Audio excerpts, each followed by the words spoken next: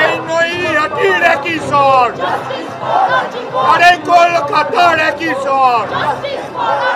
হাতে ধরা প্রতিবাদের পোস্টার, প্ল্যাকার্ডে সুবিচারের দাবি, সুবিচার না মেলা পর্যন্ত লড়ে যাওয়ার অঙ্গীকার সব বয়সের, সব স্তরের মানুষের। বৃষ্টি মাথায় নিয়ে একসঙ্গে মিছিল নবীন প্রবীণদের। বিচারের দাবিতে স্লোগানে স্লোগানে মুখর উত্তর ২৪ পরগনার নৈহাটির রাস্তা। আরজিকর মেডিকেলে ধর্ষণ খুনের ঘটনায় দোষীদের শাস্তির দাবিতে রবিবাসরীয় বিকেলে পথে নামল নৈহাটি নাগরিক সমাজ।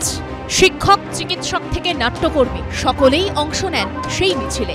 ছিলেন কলকাতার নাট্যকর্মী অভিনেতারাও।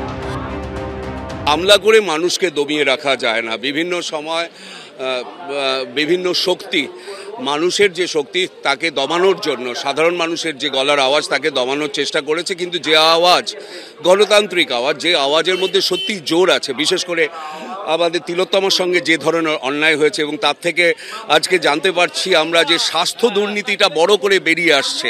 সাধারণ মানুষ ভীত সন্ত্রস্ত নয়, তারা এই প্রতিবাদে আগের দিনও যেমন পায়ে পা মিলিয়েছেন, আমরা সবাই আছি একসাথে। আমরা এই মিছিল শেষ করব, আমাদের কর্মসূচি শেষ করব। গ্রেপ্তার হয়েছে আমরা খুবই আনন্দিত, কিন্তু আরো অনেকে আছে, তাদের গ্রেপ্তারটা যাতে অবিলম্বে হয় তার জন্য আমরা অপেক্ষা করছি। এই যে দুর্নীতি চক্র, এই দুর্নীতি চক্র যেন বিনাশ হয়, গোড়া থেকে যেন বিনাশ হয়, বা রাজ্যের মানুষ যাতে শান্তিতে বাস করতে পারে, আমাদের ভবিষ্যৎ প্রজন্ম যেন ভালো করে নিঃশ্বাস নিতে পারে। যেটার জন্য আমরা বেরিয়েছি, আমরা চাই সেটা যেন ফুলফিল হোক, এটা যেন বৃথা না যায়। নৈহাটি রামকৃষ্ণ মোড় পর্যন্ত মিছিল যায়। এখানে একাধিক প্রতিবাদের উপর হামলা হয়েছিল গত সপ্তাহে। আমাদের মিছিল সুন্দরভাবে এখান থেকে যেতে যেতে যখন আমরা ইয়েতে গিয়ে পৌঁছই রামকৃষ্ণ মোড়ের ওখানে, তখন শুনতে পাই আরও স্কুলের স্যারেদের ওপর আক্রমণ হয়েছে, তাদের মারা হয়েছে। তখন স্বাভাবিকভাবেই আমাদের স্যার ম্যাডামরা আক্রান্ত, সমস্ত প্রাক্তনীরা ভীষণভাবে দিশাহারা হয়ে পড়ে, সেখানে বসে পড়ি। যে বিষয়ে আমাদের প্রতিবাদ সেটা চলবে যতক্ষণ না আমরা বিচার চাইছি।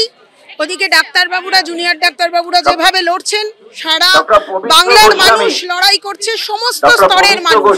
আমি একজন বিবেকমান মানুষ হিসেবে আমার মনে হয় লড়াই থাকা উচিত, আছে, থাকবে।